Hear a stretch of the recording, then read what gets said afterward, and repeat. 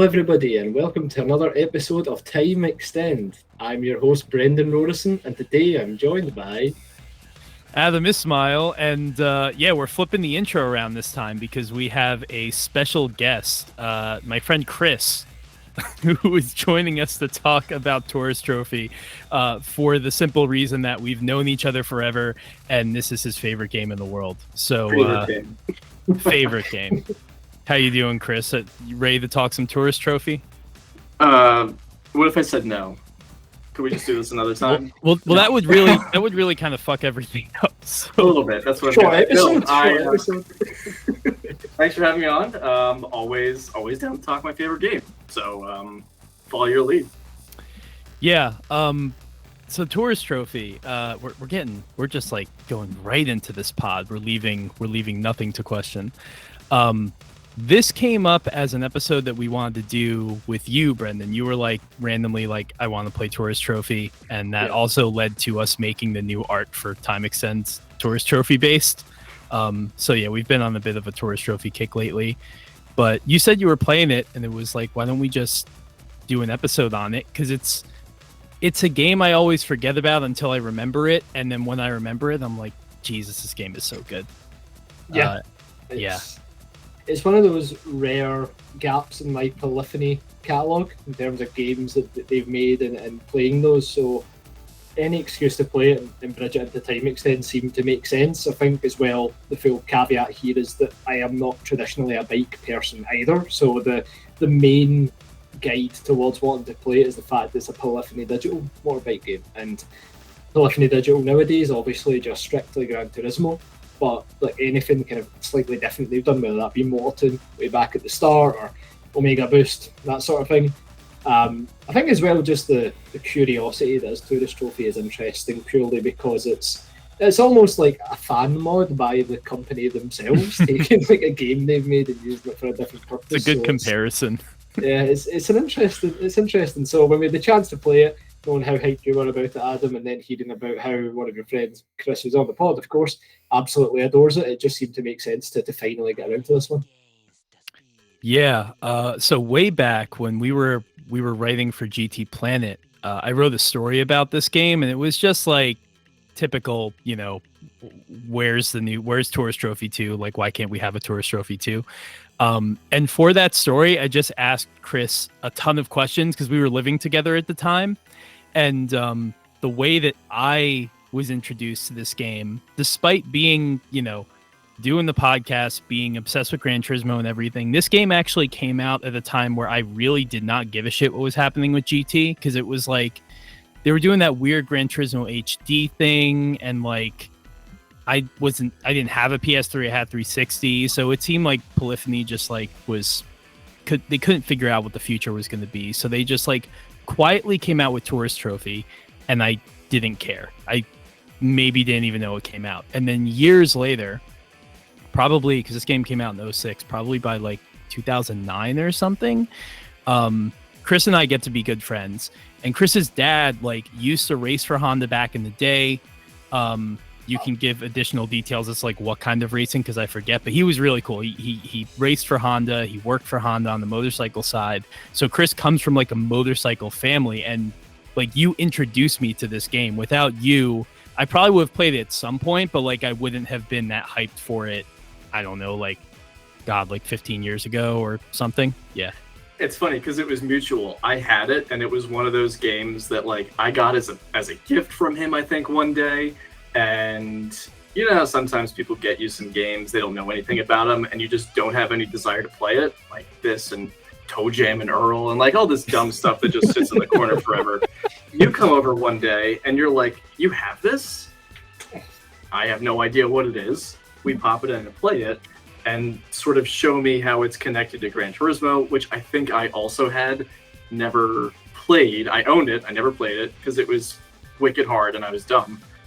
And then figured out this is actually some like really advanced stuff going on here. They put a lot of effort into it. They did a really good job capturing, at the time, what it's like to ride a bike and everything that was going on with the market and all the gear that's in it. Because I wouldn't have ever played it if you didn't point it out. It would have sat there collecting dust for forever.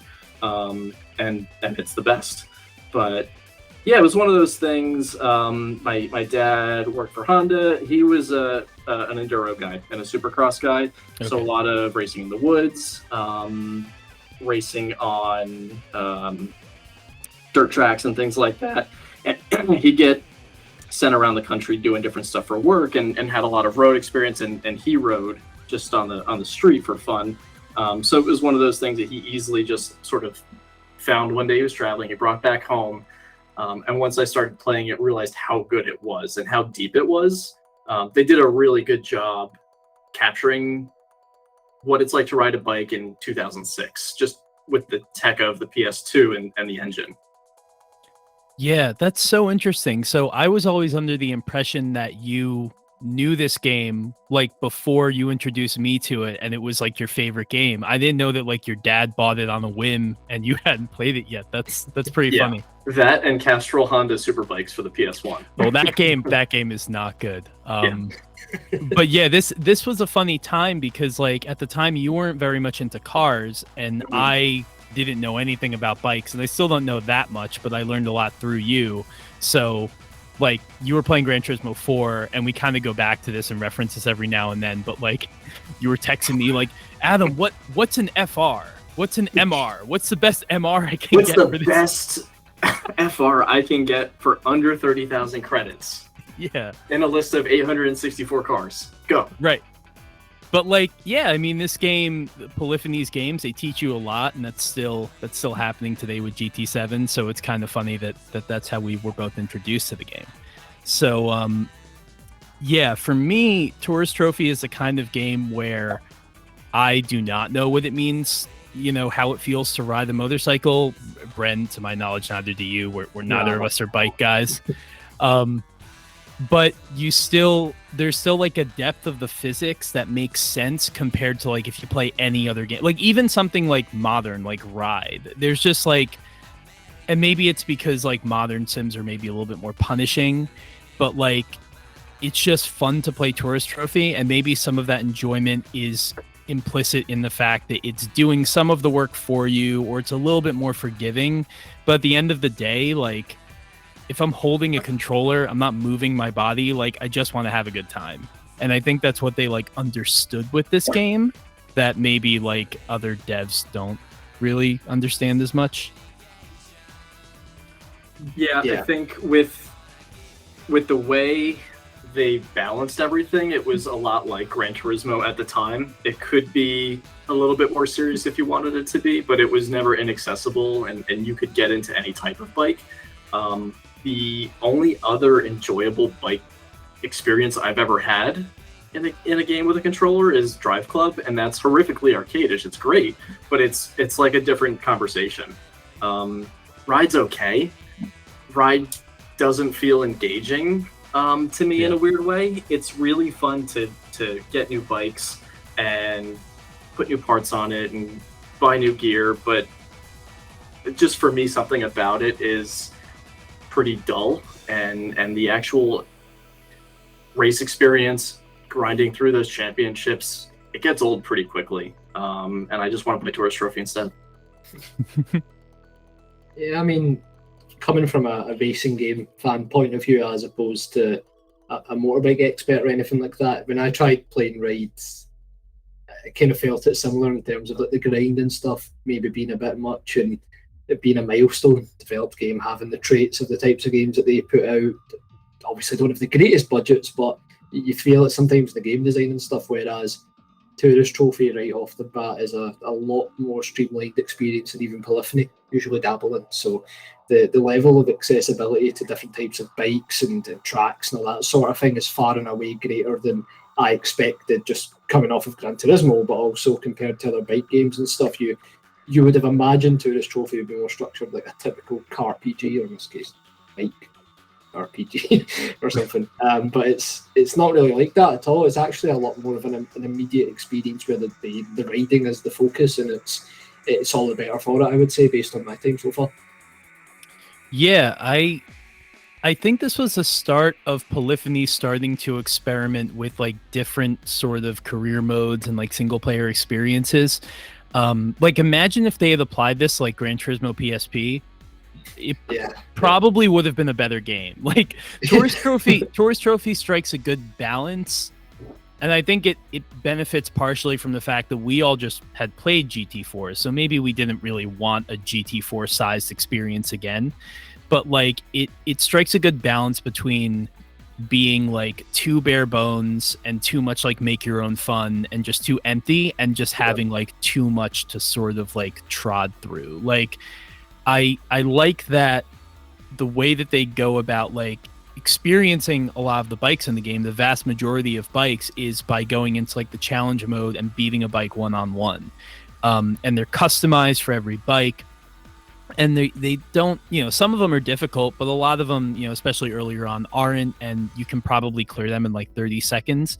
And it gives you a sense of enjoyment, and you don't get everything too easy because the difficulty is different for certain bikes. And you kind of get you're able to sample the gamut of the game's motorcycles. However, if you want those like those Suzuka 8 Hours bikes that like are at the end of the game, or like those weird like customized bikes by companies I've never heard of before, like to get stuff like that, you have to go into, you know, the mode that is more like the Grand Prix mode or the career, whatever you want to call it, where you have those events that you would see in like a GT4 or GT7 or something like that, where you have multi-race championships and do that sort of thing. So like there's a good balance between both of those, and this game has a lot of content because it carries over so much from GT4 that it still feels very big, but you know, you're going through everything, like you're re-experiencing everything for the first time. Like, I mean, the feeling of like taking a motorcycle on the Nürburgring is like not an experience you're going to get in really, outside like PGR. I don't know like any game that let you do that, but like Chris, right? Like, I mean, a bike on that track is just like, you never hear about it, you never see it happen, but it's cool to have that opportunity. You could do it there when they have those, you know, open days and you go to the Nürburgring and you pay whatever amount of money and you take your own car around. They mix it up with bikes, and if you just show up, you can just go weave through everybody with another bike or another car on the track, which is bonkers to me, but you can do it. I guess they really need some money. Right. But it's not something that I'm super excited to do in a game. Like, it would be cool every now and then, but if you're going to make me have to do a championship there or an event, it's not the best. The handling is a little iffy, and you're just not going to really be able to get around the track without incident. The curbs are super high. There's no forgiveness. It's a lot of work to put in a game, and it's a lot of work for you to actually complete the event. So besides PGR, I'm glad that I don't have to do it often, but it's a thing that happens in real life, which is a little different. Yeah, I guess what I'm trying to say is like the thought of doing it in Ride does scare me. Like, I would never want to do it, but Tourist Trophy is fun, so like I can actually like I would be willing to try that every now and then. Yeah, Ride does a good job of advancing the Tourist Trophy feel. I think in some ways you can feel the back end coming loose and you can catch it a little bit more, because with a bike you've got so many more axes. So you've got to worry about how far leaned over you are. You've got to worry about things like you would on an airplane, like pitch and yaw and all this stuff. You have to worry about the front and rear wheels stepping out of alignment, how far you're lined over, front and back, your body position on the bike. And they do a pretty good job of helping you experience all those things when you're going around a lot of the circuits, but there's a lot of forgiveness built in there. So it's a little numbed down in a lot of situations, especially on the faster bikes, just so you can actually complete the race. I'm glad they have flashbacks for that reason. But I'm also, that game needs them. It really does.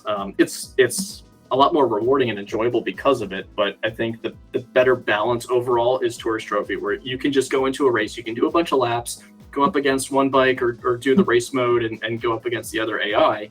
And you don't need them, and you're going to be able to have a really good time.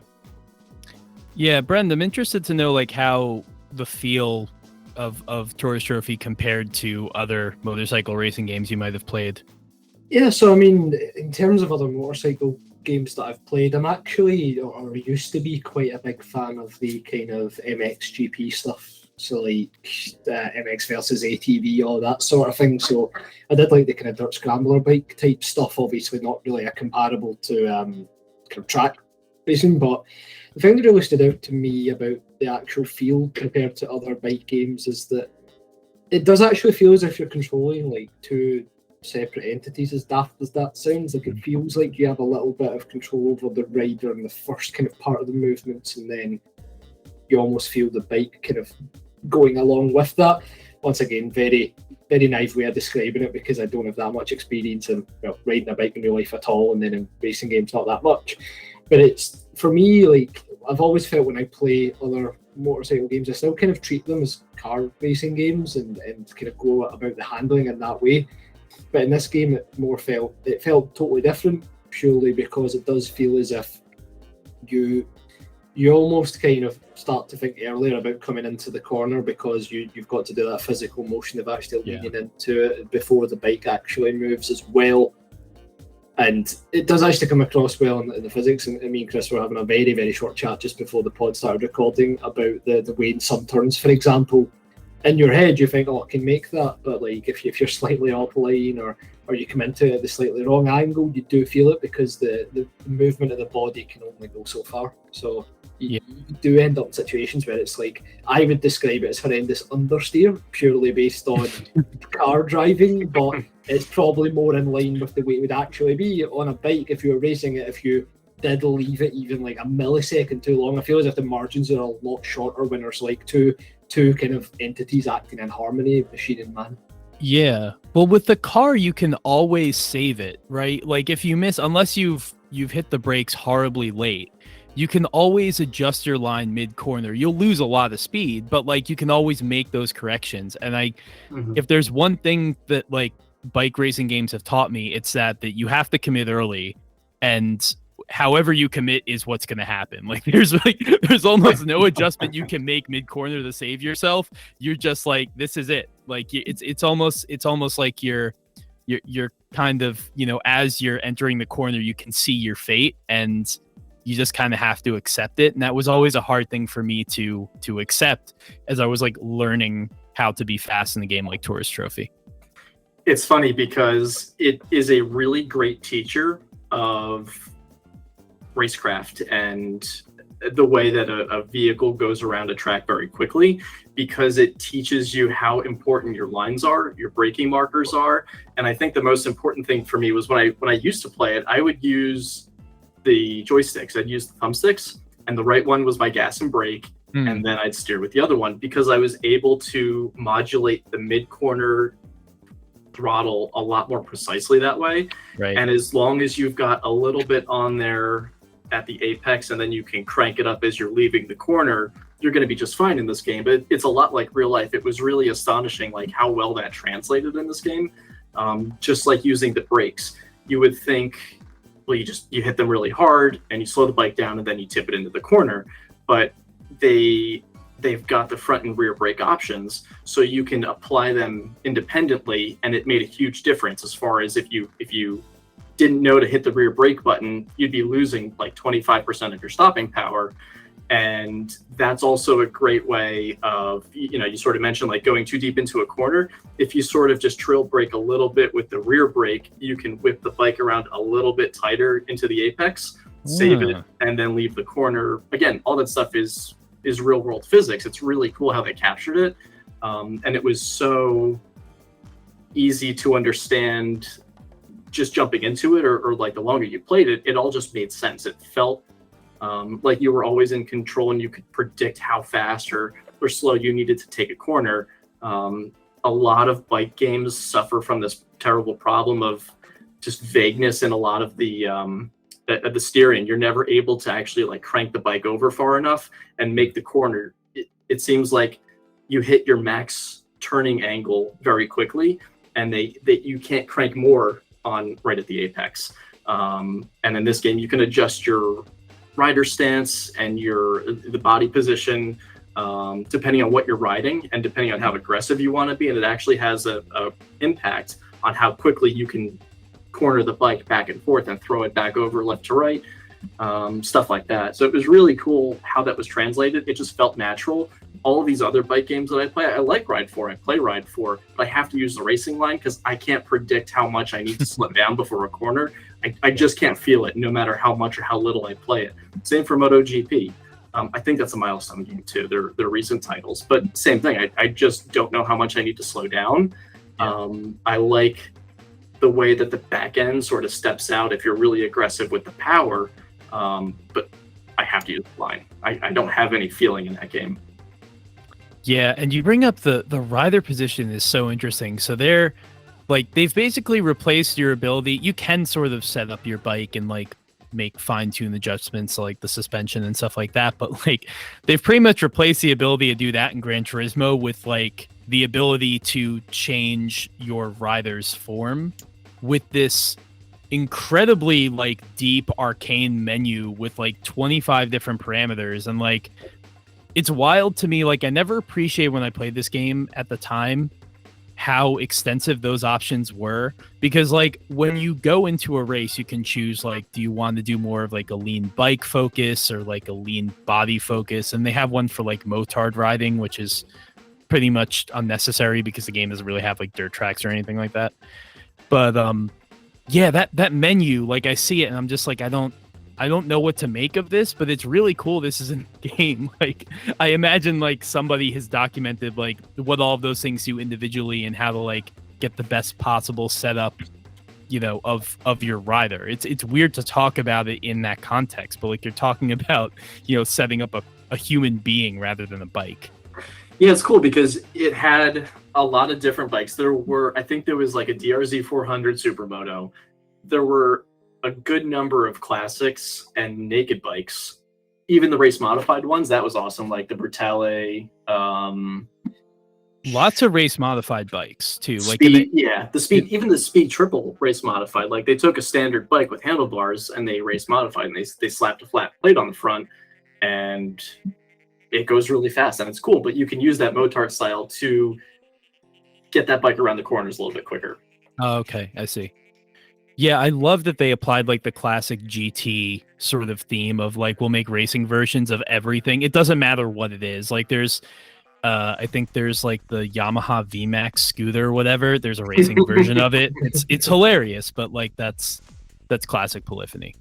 Yeah, GRB. Yeah, Group B.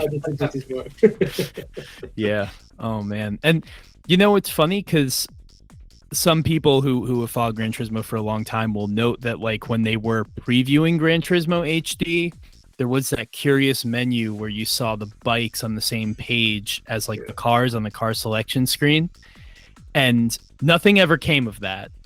But I actually have, I was trying to do some research before this show, and One Up had done an interview with Kaz around the time that this game came out. And he said that back at the studio, we do have test machines where we can display both cars and bikes on the same tracks just for experiments. Perhaps maybe in the future we might have a title where we might have both.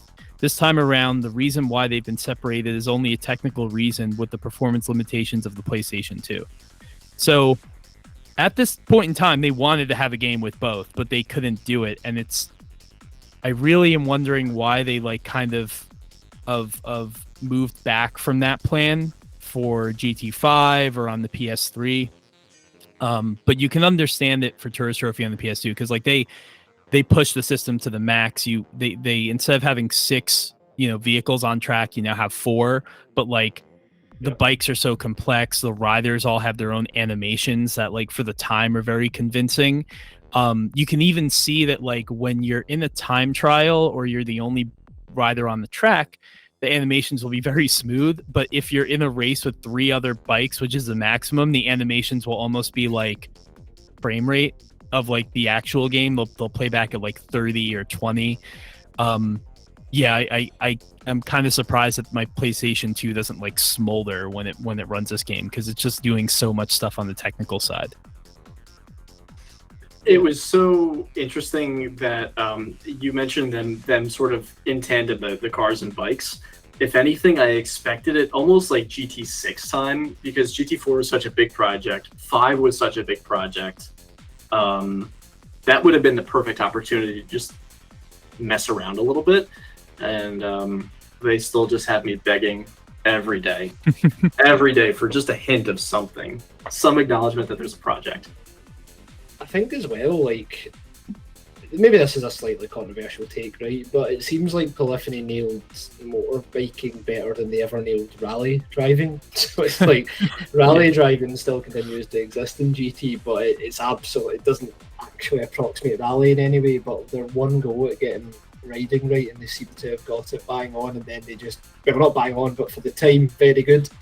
And then they just dropped it, even though clearly there were plans at some point for GT HD, and, well, like you were saying, Adam, they even tested both types of vehicle on the track at once. It is very peculiar that they never explored it again, because, once again, bit of naivety for me to say, but I'm assuming licensing and stuff might be a bit easier on the motorbike side of things, outside of like MotoGP and stuff, so it's not like it would cost them a huge amount of money compared to licensing cars and stuff, but maybe, I don't know, it's Polyphony. They work in strange ways. Of all the things to cut, when you consider the scope of GT5 at one point, it's kind of strange how they never did look into Tourist Trophy again.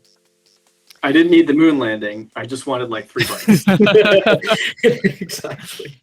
Yeah, absolutely. And this game, I forgot, it might have been Fernando on the Discord. I can't remember who it was, but whoever you are, somebody pointed out that this game was not directed by Kaz, which I completely forgot. So the main individual behind this game who directed it was a guy by the name of Takamasa Shichisawa, and it seems like he was hired by Polyphony for the express purpose of making Tourist Trophy, because he used to he says that I found his LinkedIn, which in and of itself is kind of funny, and he still works at Polyphony to this day, but he says that he used to be he's experienced in motorcycle racing or something like that.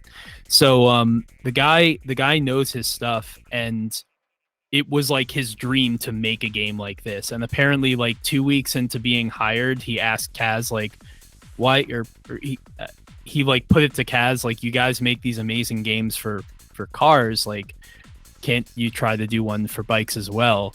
And Kaz said, okay, well, you seem pretty knowledgeable, you seem jazzed about it, why don't you do it? And so he did, and the result was pretty incredible. So Kaz kind of took a back seat on this one. He said that like on GT4, Kaz did, he is so hands-on that like he even like fine-tuned, I don't know if he does this anymore, but at the time he even was responsible for like picking the times of like the license test golds and silvers and stuff like that. Like he was that hands-on. But for Tourist Trophy, he kind of took a step back and let Shichisawa dictate the game. And I can't say that it felt like, I mean, obviously like Polyphony is they're such an enigmatic, and like they're their own thing. Like they're such a unique team that like all of their games kind of feel similar.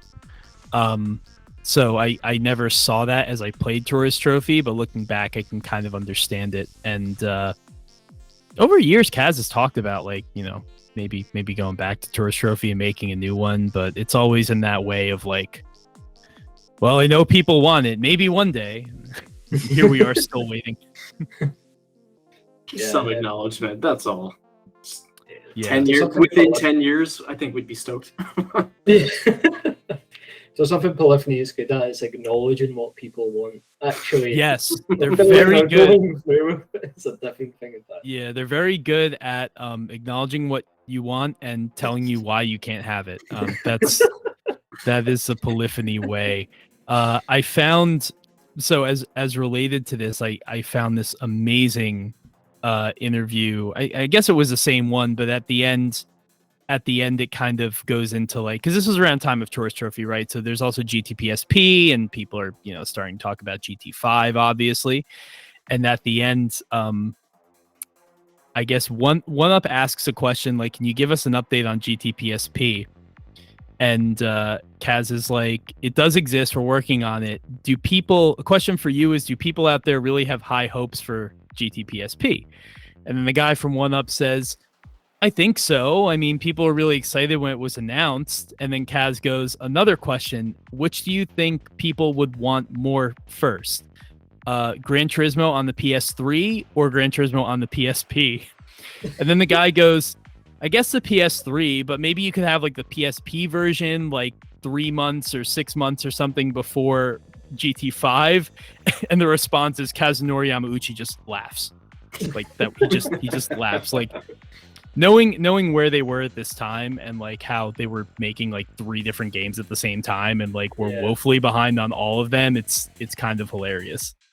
Yeah, it's a pretty strange response to a question where the kind of snark comes from their own scope. It's like they're the ones that have decided to take on all these projects, and it's like, well, what game do you want? Choose, rather than like maybe we should focus on one title and then move to the next. Yeah, I mean, it's a good thing that now GT7 has a lot of problems, but I guess it would have more problems if they were trying to make multiple games at one time, right? So that's one way to look at it. But yeah, I mean, overall, Brent, like, have you enjoyed Tourist Trophy? You played it. I think I set you up with the emulator, right? You did indeed. Yeah, we emulated it perfectly legally. I own a copy, and yes. When I say set up, I mean I told Brent where to get the emulator, and he burned his own copy of Tourist Trophy to his PC's hard drive, as you do. We all do that. Of course. Yeah. No, I really enjoyed it. It was interesting playing what almost feels like a GT game from like another timeline in some ways. Like the way that the career and stuff is structured is so different to what GT was at that point in time. And the immediacy of it all really impressed me. Just that way where I come into the game, and because I didn't know that much about it at all, I was expecting a very standard GT mode like experience, and you don't get it there, as we talked about earlier. The way of having the license tests, because of course core part of GT, you have to have them in there. You've got that, but then the main kind of bulk of the game, in my opinion, and the most fun part is that challenge mode of, all right, here's all these bikes, go challenge them. If you've got the licenses, then find the bike you want, beat it in a 1v1 race or whatever kind of criteria there is, and then you get to unlock it and you can use it in more standard races and that sort of thing. It was a nice streamlined approach to a game that probably needs more than GT does to really introduce players to the gameplay loop and how the physics work. So it's really interesting how it almost feels like that's replicated in the game design, that it's not a case of drive this scooter for 6 hours until you get to the slightly higher class of bike, that sort of thing. Because, I mean, I'm sorry if this is sacrilege to say, Chris, but I think most people prefer driving cars in racing games and stuff. So, like, a lot of people trying to play this game for the first time will probably want to get the most fun experience possible, and the game gets you there pretty quickly. I was shocked at how quickly you could get into driving the fastest bikes and stuff. From a gameplay perspective as well, I was very impressed with the first-person camera in this game. The sense of speed is incredible, and the way that the roll and the yaw works. And it doesn't make you sick. In Ride, I can't, because it pivots pretty much directly as if the camera is on a GoPro mounted on the bike. So like there's very little like head movement to stabilize the movement of the motorcycle. And in this game, you can actually competently ride from that first person camera. I don't know why anyone can't do it as well. No, it's really good. It's a little bit more stable. I think the issue with the newer games that try to copy something like that or do their own version of it is it looks incredibly cinematic, but it needs some sort of image stabilization. You're just bouncing around all over the place. You can't find where you're aiming for on track. It's a little messy, and this was a little less chaotic and just what you need if you're going to play a game. Unfortunately, it can't be completely realistic because when you're riding a bike in real life, your eyes are doing the balancing for you, even though you might be bobbing all over the place. You need some sort of middle ground. Yeah, I think like the comparison I had in my head was like the Drive Club bikes camera, for example, does a lot of the speed emphasis with the shaking of the camera that you feel is the actual display as opposed to the rider on the bike, whereas In Tourist Trophy, it seems to have that bit more respect towards you're supposed to be seeing it through the eyes of who's actually riding the bike. Yeah, I want to bring up the whole gear element of this game because they were really pushing that. Like, another thing that I guess kind of facilitates the metaphor of like the human in this equation being like the thing that you customize is that you don't like, there aren't really any customizations for the motorcycles. I think lots of the street bikes have like carbon mufflers that you could put on. But for the most part, it's just, you know, the jacket or whatever the top is that your rider has in their pants. You can pick gloves, you can pick helmets, which for the time was pretty novel. Obviously today is not so much, but I was talking about this game actually on Jalopnik. We streamed it one afternoon, and my coworker and friend Jose, who rides and like is like a bigger, arguably like a bigger like motorcycle guy even than a car guy. He was blown away by the fact that the game had Kushatani like pieces in it, like gloves and like jackets and jeans and stuff like that. And I don't know if that was like, yeah, Chris, I know you're more in this world. You have worked for companies that deal with these you know, brands and stuff. So how the gear stuff strikes you? It's awesome. Stuff like that is really cool to see. They have the big names. They have the really specialized, smaller scale names as well. All of it's real. It's all licensed gear. So it's really cool to experience something that you probably don't necessarily relate to as much when you're doing the car stuff. A lot of these people who are playing this game also ride in real life, and they're going to have to wear something.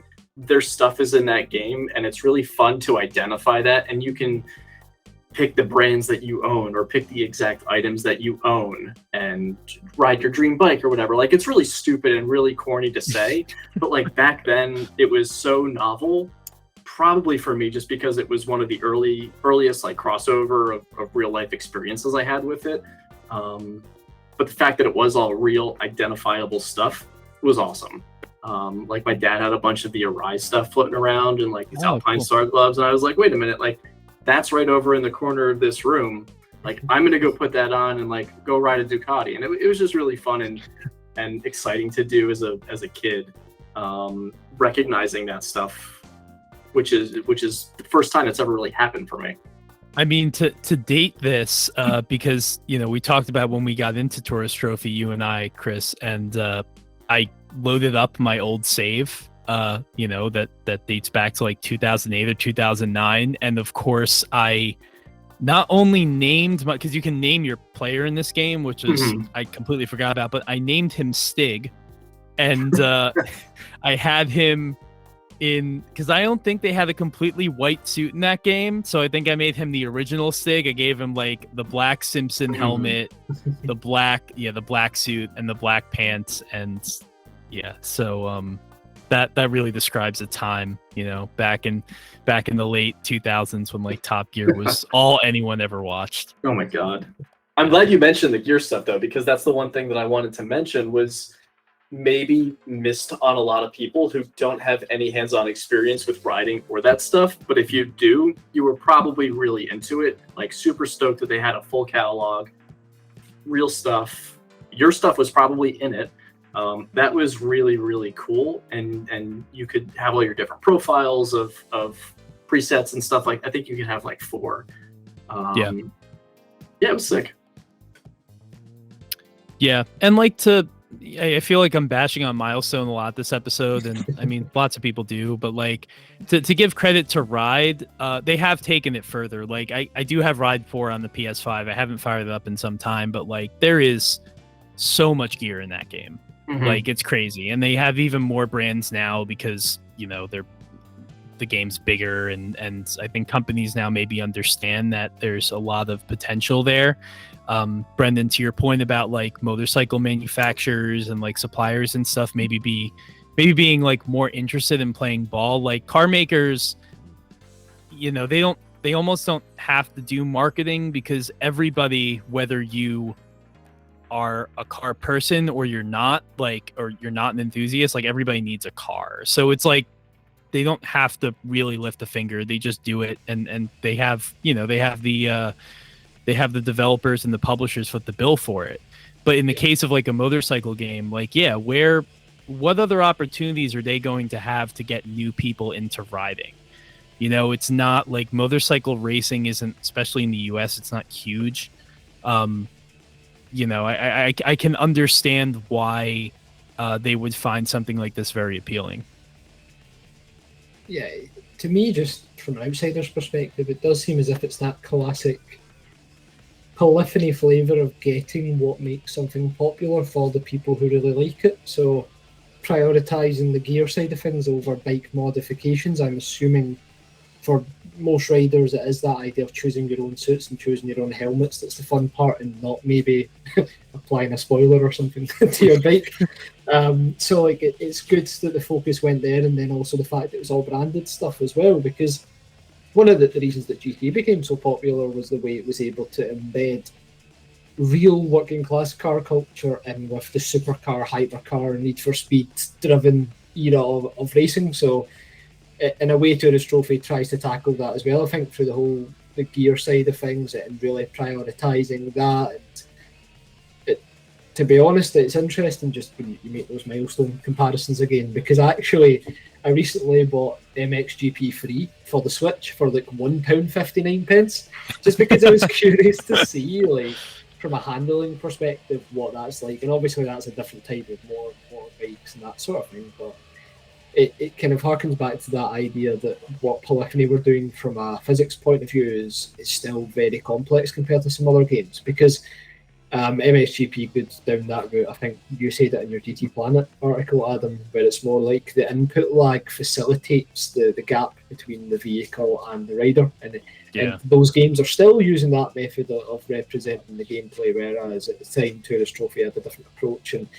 And like the gear thing in terms of aesthetics, I think from a physics point of view, the reason that the bike people love this game so much is because it maybe understands that the thrill of the ride, so to speak, and it does a good job of that.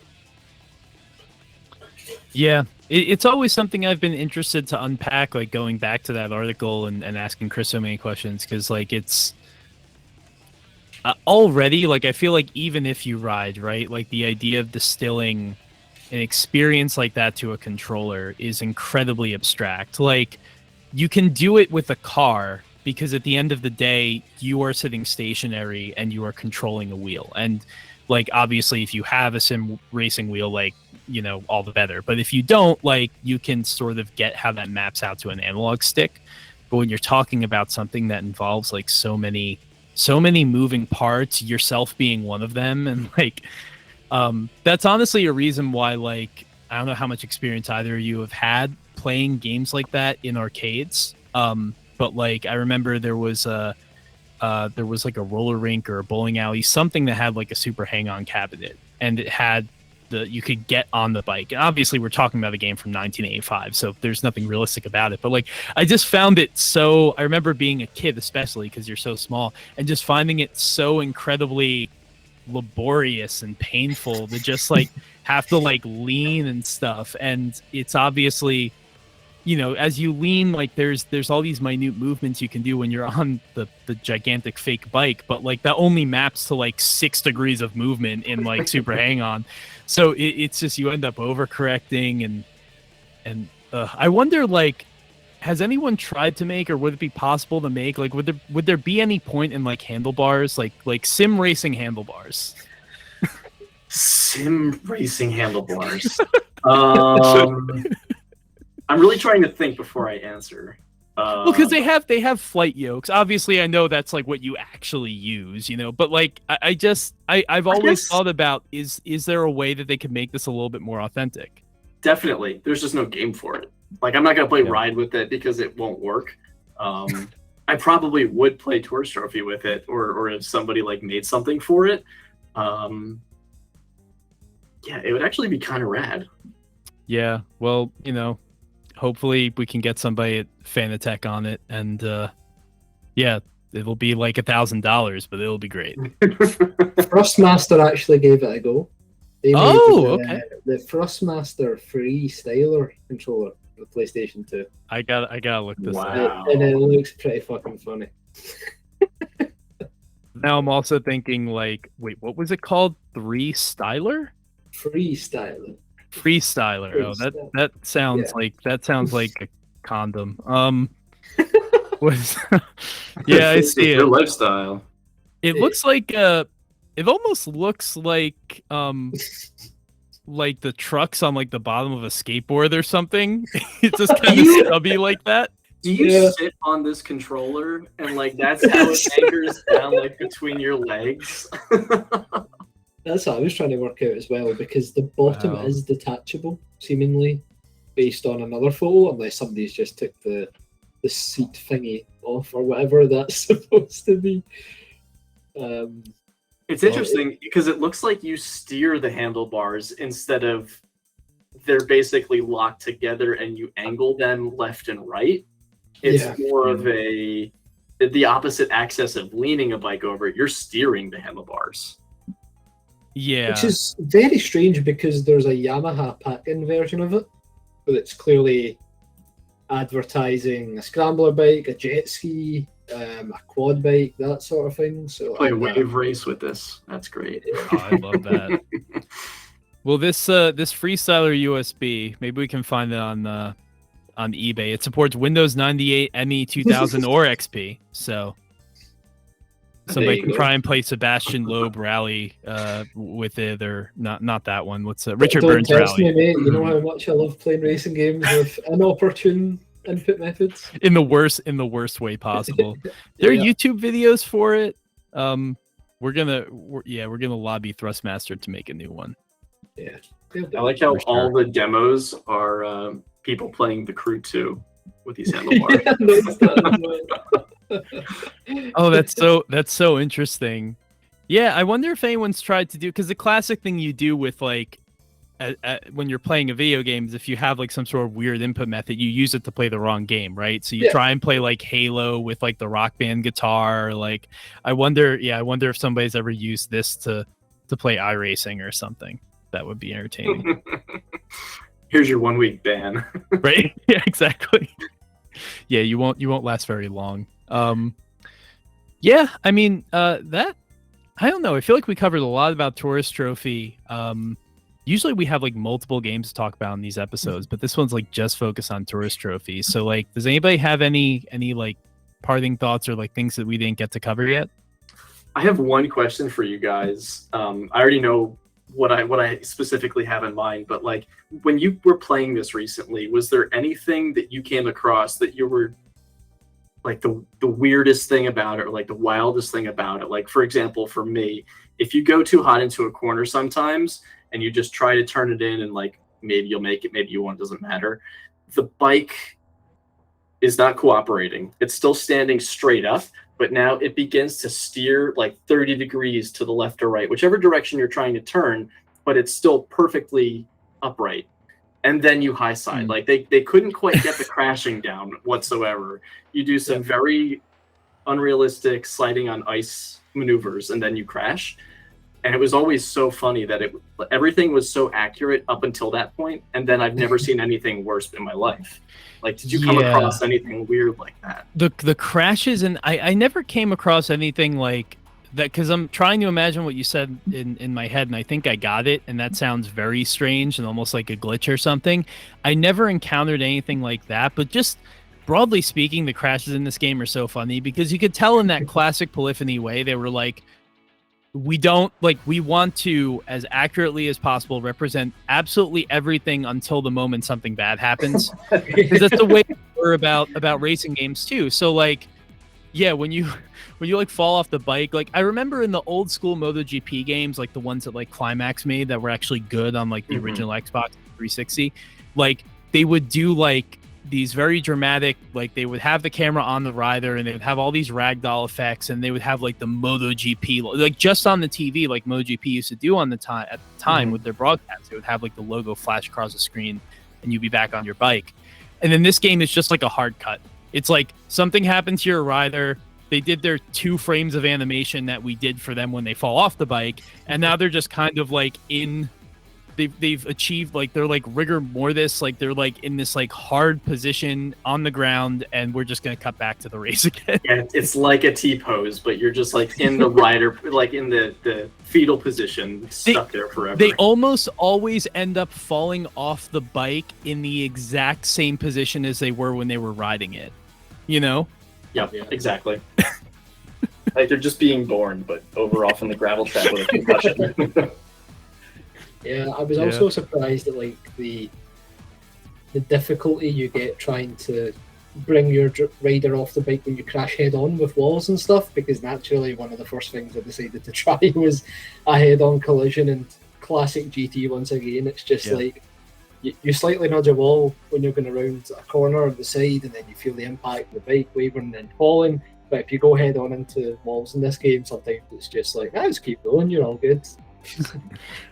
One of my favorite things to do is, this is especially if you're on the track with walls that are very close to the road or the inside of a corner. So like Trial Mountain, the first sector, or like second sector, or like Special Stage Route 5. This happened to me a lot in those like S's after the tunnel, where like I cut it too close, and the replay camera or the broadcast camera after the crash is my motorcycle continuing perfectly on the path that it was intended for. My rider is not on it. Doesn't start a creepypasta. Yeah, you can have a lot of fun in this game. Or it's almost like, because remember in Burnout Paradise, right? They couldn't model the riders being hurt. So whenever there was a crash, your rider would disappear and the bike would be destroyed alone. Yeah. Did anybody do photo mode ever? Because I haven't. So the photo mode in this game is weird. That you can't control it. You don't have the same range of control that you do in other Gran Turismo games. So instead, they basically just like auto generate shots after the race, and then you can like select the best ones that you like and just like put them into an album. Yeah, it's pretty strange. So you don't actually do anything. Yeah, you can't move the camera, you can't. There's no, it's not even like.